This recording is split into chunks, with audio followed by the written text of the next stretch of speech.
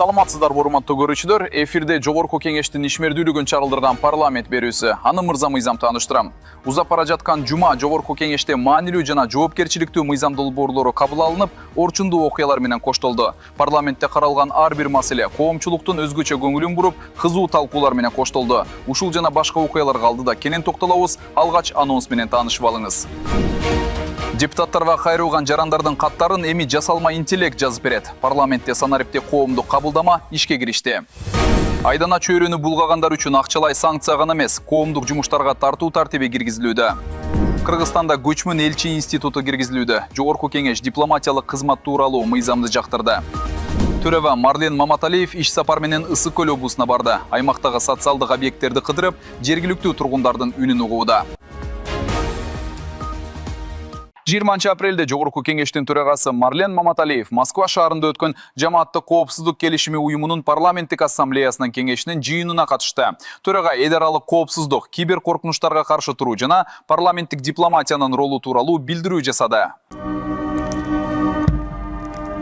Бүгүн 20 апрелде Жогорку Кеңештин төрагасы Марлен Маматалиевдин Россия Федерациясындагы иш сапары Кремль дубалынын жанындагы белгисиз жоокердин эстелигине гүл коюу менен башталды.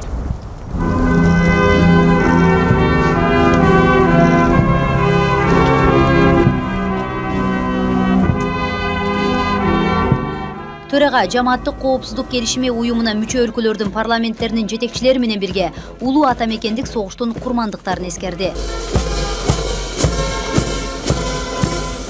Андан соң төрага Марлен Маматалиев баштаган депутаттык делегация Москвада Жамааттык коопсуздук келишими уюмунун парламенттик ассамблеясынын кеңешинин кезектеги жыйынына катышты.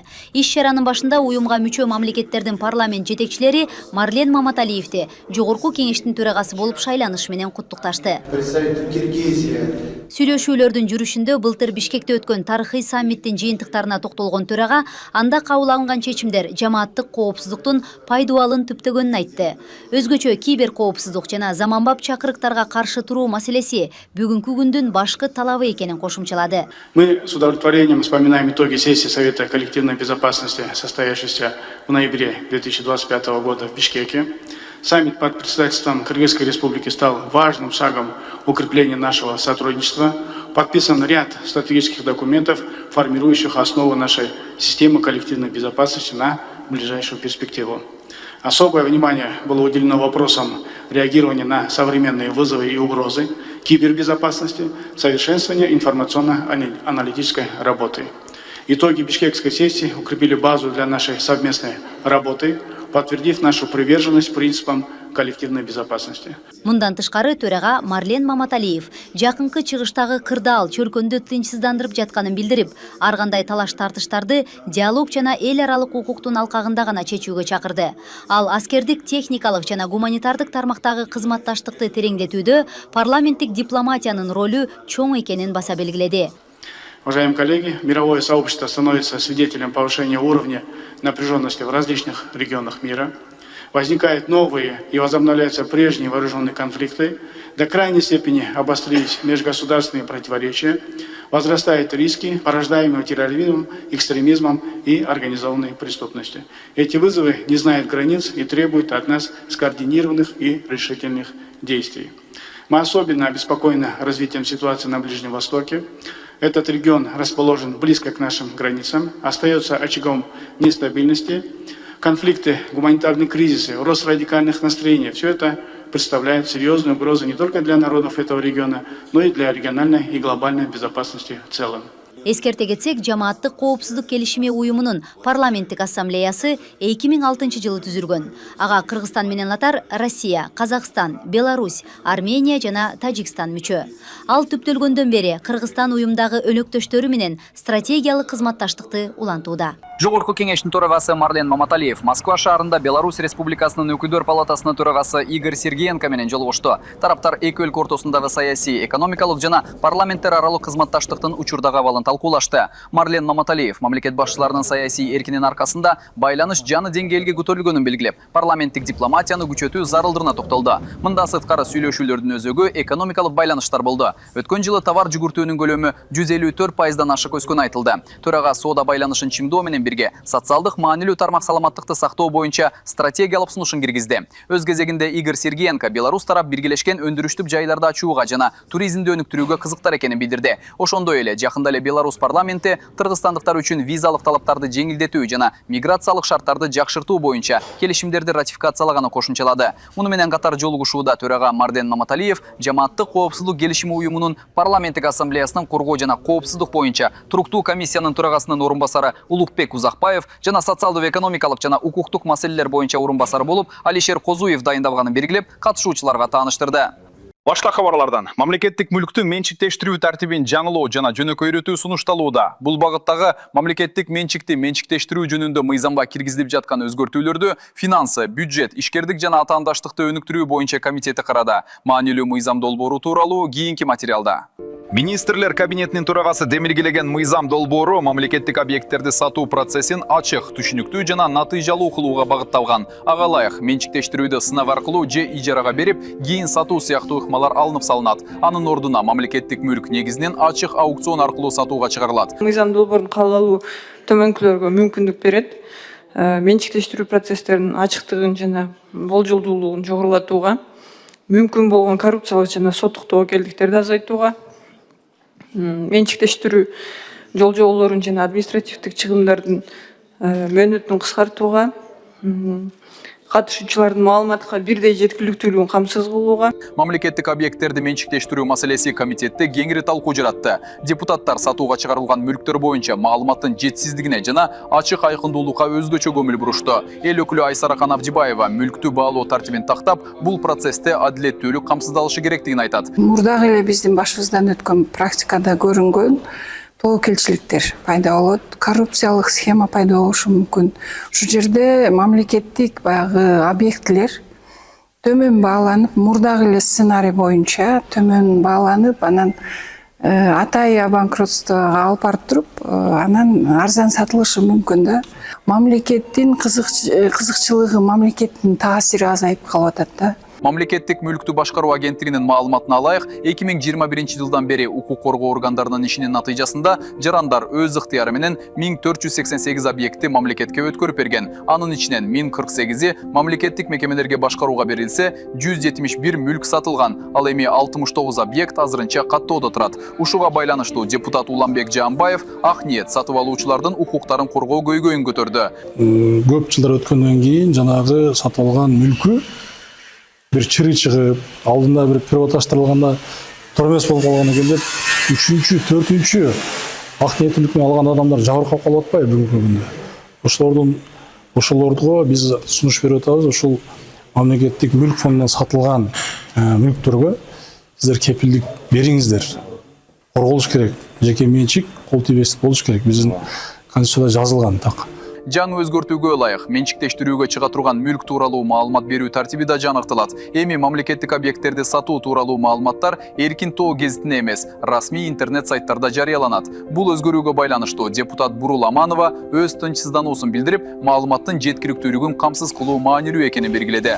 Мындай кооптонуулар бар. Себеп дегенде өзүңөр билесиңер, вирустар азыр аябай көп болуп жатат, хакерский атакалар болушу мүмкүн. Ошол суроолорду бердим. Ошондой болгон кезде биз кантип маалыматты сактап кала алабыз, өнүгүү жолуна баратабыз, бардык нерселер интеллектуальный жанакы жат GPT-ден эле чыгарып алып атабыз толтурулган маалыматтардычы. Бирок ошого карабай газета варианты бизге керек деп ойлоймун. Себеп дегенде маалыматты сактап калуу бир топ ыңгайлуу. Мындан тышкары долбоордо менчиктештирүү боюнча комиссия түзүү талабы жокко чыгарылып, мүлктү баалоо көз карандысыз компаниялар аркылуу жүргүзүлөт. Ошондой эле жергиликтүү ишкерлерге шарт түзүү үчүн мүлктү бөлүп төлөө мүмкүнчүлүгү каралат. Жыйынтыгында тармактык комитет аталган мыйзам долбоорунун концепциясын биринчи окууда колдоого алды. Кыргызстандын тышкы саясий ишмердүүлүгүн заман талабына ылайык оптималдаштыруу сунушталууда. 21 апрелдеги тармактык комитеттин жыйынында дипломатиялык кызмат жөнүндөгү мыйзамга мыйзамга киргизилип жаткан өзгөртүүлөр кызуу талкууланды. Министрлер кабинети демилгелеген долбоордо көчмө элчи институтун киргизүү жана кадрдык дайындоолорду иретке келтирүү каралган.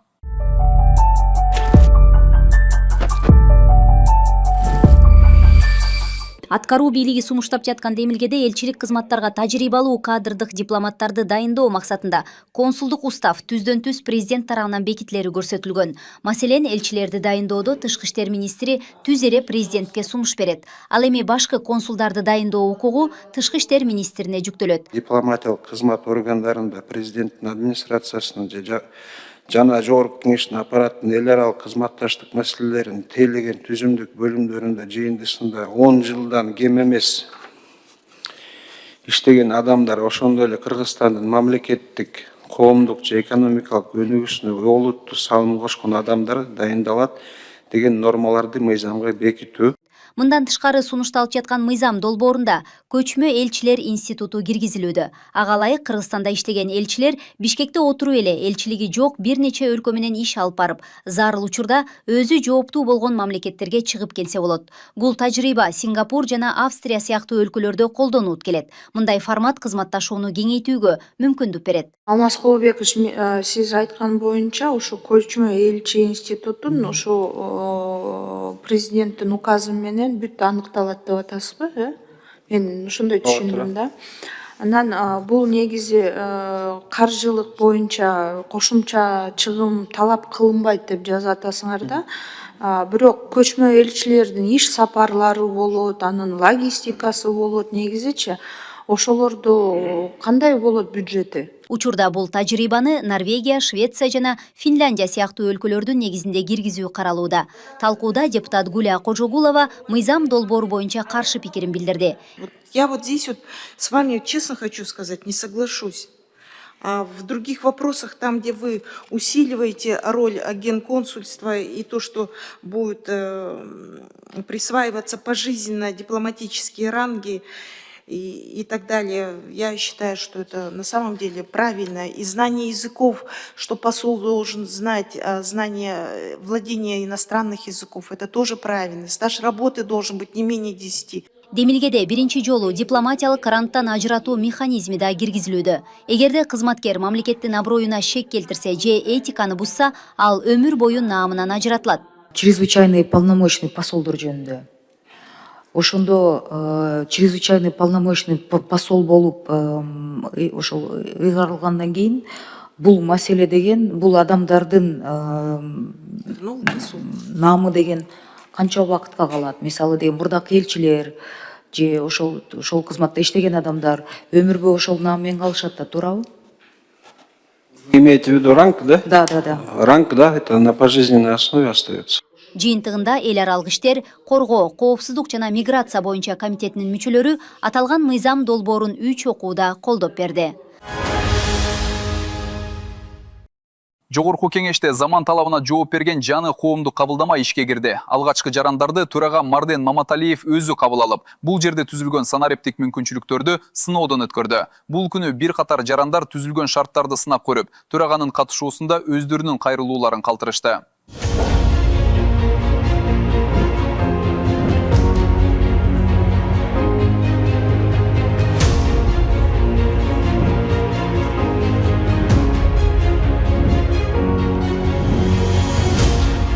Эми парламент депутаттарына кайрылган жарандар арыз могун жазуу жүзүндө гана эмес, озеки түрдө да билдирүүгө мүмкүнчүлүк пайда болду. Жогорку кеңештин төрагасы Марлен Маматалиев жаңыдан ишке кирген коомдук кабылдама менен таанышып, алгачкы келген жарандардын кайрылууларын жеке өзү угуп чыкты. Эми депутат немеңиз тандаңыз.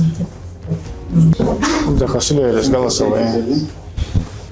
Биз перегородный айдындагы эң негизги биринчи көйгөй бизге газ маселеси. Мындан ары жогорку кеңешке кайрылган жарандардын арыздары толугу менен санариптик форматта кабыл алынат. Кагаз көтөрүп же кол менен жазып убара болуунун зарылдыгы жок. Жарандар көйгөйүн ОЗК айтып беришет. Ал эми жасалма интеллектте негизделген система аны автоматтык түрдө текстке айдандырып, дароо каттап тиешелүү депутатка жөнөтөт. Ошондой эле мүмкүнчүлүгү чектелген жарандар үчүн кайрылууну угуу мүмкүнчүлүгү да каралган. Сиз айткандай баары жазылыптыр. Искусственный интеллект анча-мынча каталарды оңдоп, кайра түздөп, баардыгын өзү жазып коет. Мисалы 2-3 сөздү бир сөйлөп койсоңуз, 2-3 сөздү керек болсо тууралап жазып бере турган система да, туурабы? Ушундай экен. Эми ушуга макул болсоңуз кол коесуз да.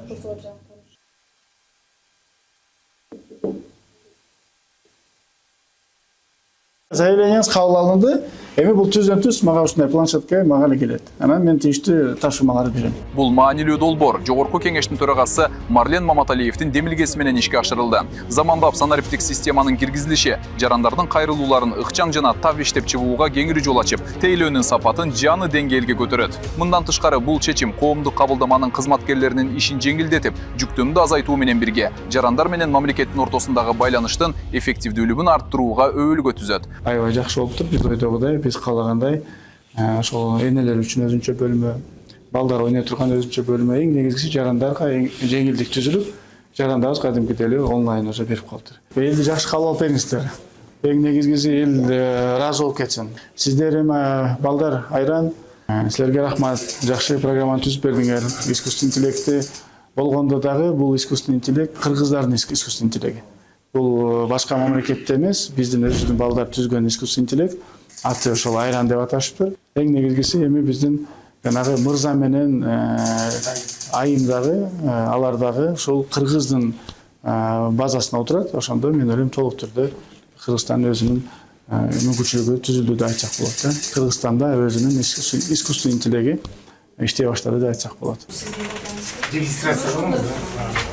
Мурдараак парламенттин коомдук кабылдамасынын шарттары бүгүнкүдөй деңгээлде маселе. Тар бөлмөдө жарандар кагаз каттарын тапшырып, аны каттоо жана көйгөйлөрүн узак убакыт бою кол менен жазуу көп убакытты талап кылчу. Бүгүн болсо абал түп тамырынан өзгөрдү. Мыйзам чыгаруу бийлигине кайрылган балалуу энелер үчүн атайын бөлмөдө каралды. Кайрылуу болгон балдар келсе энеси менен келип Сөз бар. Отырғызып, баланы алмаштырып, емізіп, салып, анан яға шықса болады. Ошол жерде рассказкалар бар. Суу ичсе болот экен. Суу ичсе болот. Биякта бизге китептер алып бергенбиз. Каласа китептерди окуп. Китептерди алып салып, ошондой эле кыргыз тилинен кыргызча сүйлөйбүз.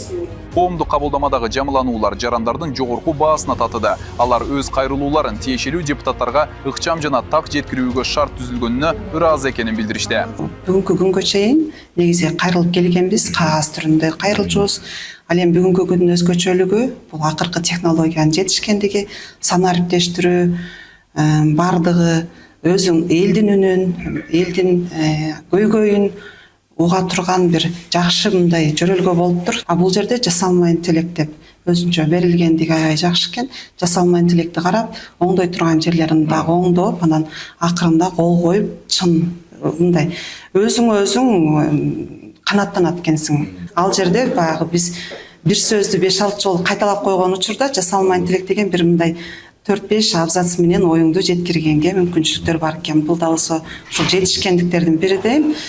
Эл үчүн кызмат кыла берсин, эң жакшы бул дагы ийгиликтердин бири. Заманбап мүмкүнчүлүктөр көйгөйлөрдү чечүү процессин жеңилдетип, жарандар менен парламенттин ортосундагы байланышты мурдагыдан да ыкчам жана натыйжалуу кылууга өбөлгө жаратат. Бул жарандарга ыңгайлуу жана жеткиликтүү кызмат көрсөтүүгө багытталган чоң кадам десек болот. Айлана чөйрөнү булгагандар үчүн акчалай санкция гана эмес, коомдук жумуштарга тартуу тартиби киргизилүүдө. Жогорку кеңештин депутаты Дастан Бекешевдин демилгесине ылайык, тартип бузган жаран өзү булгаган аймакты өзү тазалоого милдеттүү. Мыйзамдагы өзгөртүүлөр тууралуу кененирээк кийинки материалда. Каланын көркүн бузуп, калдыктарды туш келди ыргыткандарга айып пул салуу күтүлгөн натыйжаны бербей келет. Көбүнчө санкциялар кагаз жүзүндө калып, мамлекеттик органдар каражатты өндүрө албай ора. Эми тартип бузган адам же айыпты төлөшү керек, же мүмкүнчүлүгү чектелүү болсо, коомдук жумушка чыгып өзү таштаган таштандыны тазалоого милдеттүү. Ушул көйгөйдү чечүү үчүн Дастан Бекешев укук бузуулар жөнүндө кодекске түзөтүү киргизүүнү сунуштады. Укук бузуулар кодекске 114, 115 жана 116 беренеге сунуштарды берип жатам. Азыр өзүңүздөр билгендей, бирөө таштандууларды ыргытса, ошого айып пул салынат. 5,5 миң сом. Бирок чынында кээ бир учурда бул жардам бербейт экен. Ошон үчүн мен коомдук иштерди дагы сунуштап жатам.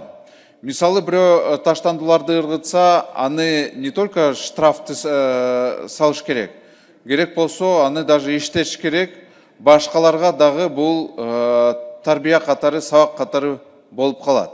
Жаңы эреженин негизги маңызы жоопкерчиликтен качууга жол бербөө. Мыйзам долбоорунда тартип бузгандар 20-дан 30 саатка, суу чарба объектилерин зыянга учураткандар 20-дан 40 саатка чейинки коомдук тазалоо иштерине тартылат. Ушундай ыкмалар колдонулуп, элди баягындай 20 күн, 30 күн коомдук иштерге тартуу бул туура эле деп ойлойм да. Ушул быстро системасында продукттар бар. Бир жумага бир жолу эмес, мурдакындай эле ушу көчөлөргө мусорный ящиктериңиздерди коюп койсоңуздар туура болмок да. Үйлөрдүн алды сасып, бүт жыйнап атышат. Сингапур, Германия, Польша жана кошуна Казакстандын тажрыйбасы көрсөткөндөй, мындай ыкма коомдо тартипти орнотууда оң натыйжа берүүдө. Андыктан мындай кадам жарандардын аң сезимине тарбиялык жактан жакшы таасир этери белгиленди. Депутат Токтобүбү Ашымбаева демилгени колдоп, бирок алгач жарандар үчүн бардык шарттар түзүлүшү зарылдыгын эскертти. Бул мыйзам негизинен керек да. Себеби дүйнөлүк практикада деле бул мындай тартиптер каралган. Мыйзам толук кандуу ишке ашышы үчүн сөзсүз түрдө шарттарды түзүш керек. Ошол эле контейнерлердин керектүү өлчөмдө болушу биринчиден, экинчиден аны убагында ташып кетиш керек. Себеби кээ бирки учурларда биз шаарда байкап калып атабыз. Ошо таштандылар көп убакытты болбосо да мөөнөтүндө алып кетпеген натыйжасында ошол жана таштандылар көбөйүп кетип атат да. Экинчи аны ким көзөмөлдөйт? Же болбосо ошол 20 сааттык тартиптик жумушка тартып коюп коомдук. Анын аркасында ким жүрүш керек? МТУнун кызматкери жүрүш керекпи? Же милиционер жүрүш керекпи? Же ким жүрүш керек деген сөзсүз түрдө ошонун механизмдерин толук кандуу иштеп чыгып, анан коомдо ошол талаптарды коюш керек деген ойдомун. Ошондой эле депутаттар шаарда таштандылар өз убагында алынбай жатканын сынга алышты. Бүгүнкү күндө жалпысынан канча мусорный ошол контейнерлерди сатып алды бир жылда биздин мэриябыз. Же кандай ошол мусорный контейнерлер боюнча уюштуруу иштери кандай жүрүп жатат? Негизи Бишкек шаар боюнча 6000 тегерегинде контейнерлер бар. Если гражданин, он куда-то приходит, он вокруг не видит мусорки, ему как поступать? В любом цивилизованном государстве мы же сначала условия создаем. Эскерте кетсек, мыйзам долбоорунда кош бойлуу аялдар, 3 жашка чейинки баласы бар ата-энелер, биринчи жана экинчи топтогу майыптар, 55 жаштан ашкан аялдар жана 60-тан ашкан эркектер коомдук жумуштарга тартылбайт. Талкуудан соң укук бузуулар жөнүндө кодексине өзгөртүүлөрдү киргизүү тууралуу мыйзам долбоору биринчи окууда жактырылды. Деңиз соодасынын активдүү катышуучусуна айлануу аракеттери жүрүүдө. Парламент отурумунда эл өкүлдөрү соода үчүн деңизде сүзүү жөнүндө кодексин колдонууга киргизүү тууралуу мыйзам долбоорун биринчи окууда колдоп берди. Бул кадам өлкө экономикасына кандай пайда алып келет? Деңизге түз чыга албаган Кыргызстан үчүн мындай демилге канчалык актуалдуу?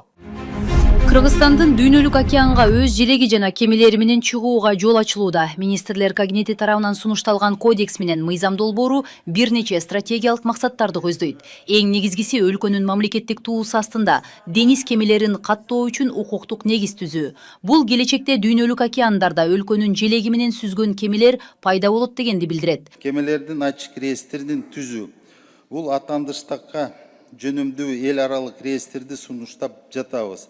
Санариптин жардамы менен каттоо 24-48 саатты түзөт. Бул мамлекеттик бюджетке ашыкча чыгым келтирбестен эл аралык кеме ээлерин жана инвестицияларды тартууга мүмкүнчүлүк берет. Бириккен Улуттар уюмунун деңиз укугу боюнча конвенцияларына ылайык деңизге чыга албаган өлкөлөр да деңизде сүзүүгө жана өз желеги менен кемелерди иштетүүгө укуктуу.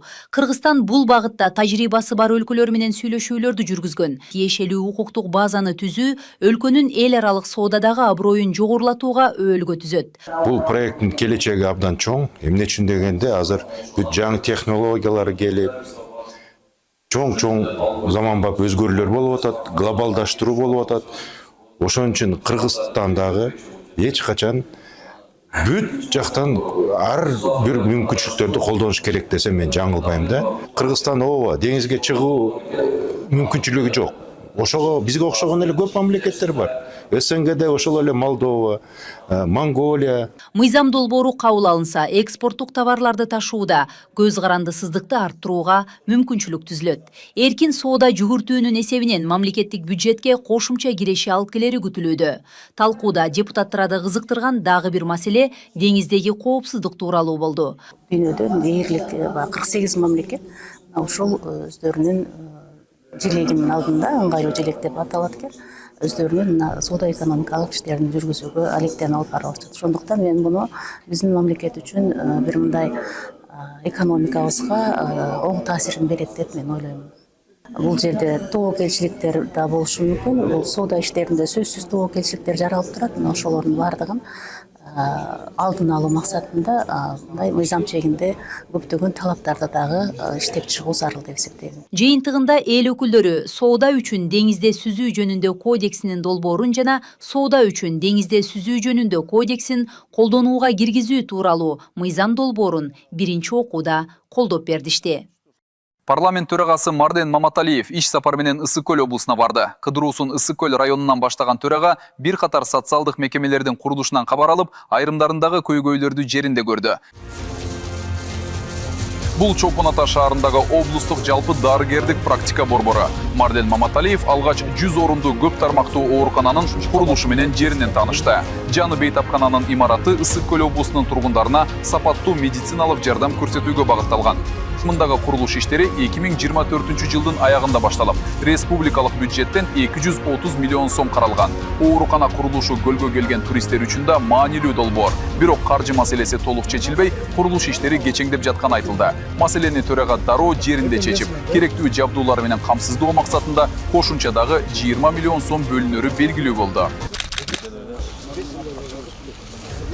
Ошондой эле парламент башчысы туризмди туруктуу өнүктүрүү максатында Ысык Көлдүн экологиясын башкаруу долбоорун ишке ашыруу пландары менен таанышты. Жергиликтүү бийлик өкүлдөрү Чолпон Ата шаарын жана Бостере, Карабой айылдарын бириктирген жаңы саркынды сууларды тазалоочу тутум куруу пландалып жатканын маалымдады. Аймактын экологиясын сактоодо жана санитардык көйгөйлөрдүн алдын алууда саркынды сууларды тазалоочу курулманын ролу чоң. Ошондуктан Марден Маматалиев курулуш иштерин ыкчамдатууга чакырып, кийинки жылдын туристтик сезону башталганча бүткөрүүнү талап кылды.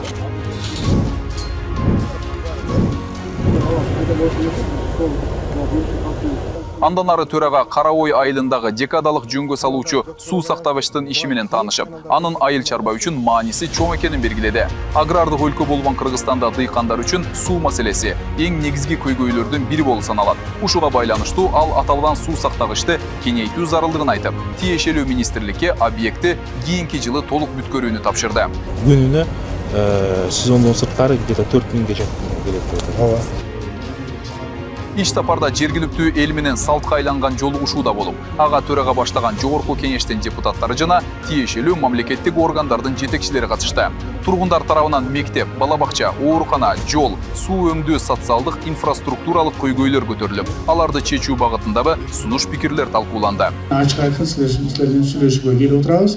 Бардыгыңыздарды көргөнүзгө кубанычтабыз. Мына депутаттарыңыздар, өзүңүздөрдүн депутаттарыңыздар, мына Култоозбаев баштаган депутаттар, сиздердин маселеңиздерди жеринен парламентте көтөргөн бир көз болсо, экинчи бул жактан көз менен көрүп, өзүңүз барып көрүп келгенде башка болот деген ниет менен келип отурабыз. Жолугушуунун жүрүшүндө айтылган ар бир маселеге тиешелүү жооптор берилип, бардыгы жазылып алынды. Төрага Марден Маматалиев көтөрүлгөн бир да көйгөй көмүл сыртында калбай турганын баса белгиледи. Анын айтымында аймактардын өнүгүшү өлкөнүн алдыга жылышында өзгөчө орунду ээлейт.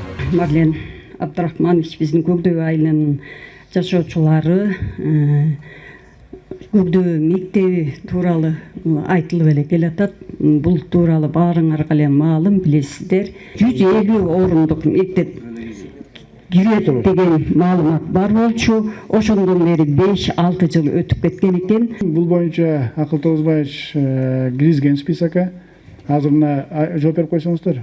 Көкдөбө айылындагы мектеп проектный сметная документациясы бүтүп, азыр экспертизадан чыгат, кийинки жумада чыгып, анан перечинге киргизип, анан башталат. Качан башталат? Перечинге киргизсе эле, азыр экспертиза бүтөт, кийинки жумада. Тендер менен тендер ошо жайга чейин барып калат го дейм, тендер өтсө анан Bursan da күзгө чейин башталат, акча берилсе эле. Жогорку кеңештин төрагасынын бүгүнкү кыдыруусу Ананьево айылында жыйынтыкталып, ал Лященко атындагы жалпы орто билим берүү мектебинин жана Солнышко мектепке чейинки билим берүү уюмунун абалы менен таанышып кайтты. Алсак аталган мектептин имараты 1974 жылдан бери бир да жолу толук капиталдык оңдоп түзөөдөн өткөрүлгөн эмес. Андыктан мектепти ремонттон өткөрүп, бала бакчаны кайра куруу тапшырмасын берген төрага 3 класска жогорку кеңештин фондунан керектүү окуу жабдууларын алып берерин билдирди. 2 класстың партасын біздің өзінің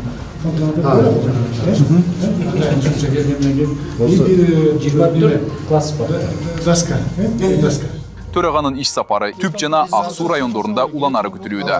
Бияктан азыр проектisi даяр болсо экспортталат. Бүгүнкү жаңылыктар топтому Жогорку кеңештин басмасыз кызматы тарабынан даярдалды. Аны мен жасалма интеллекттин негизинде түзүлгөн Мырза мыйзам алып бардым. Парламентте кабыл алынган чечимдер жана башка актуалдуу маалыматтар менен биздин Instagram, Facebook, YouTube баракчаларыбыздан жана Кеңеш KG расмий сайтыбыздан тааныша аласыздар. Биз менен бирге болгонуңуздар үчүн ыраазычылык билдиребиз. Кийинки чыгарылыштарда жолукканча саламатта калыңыздар.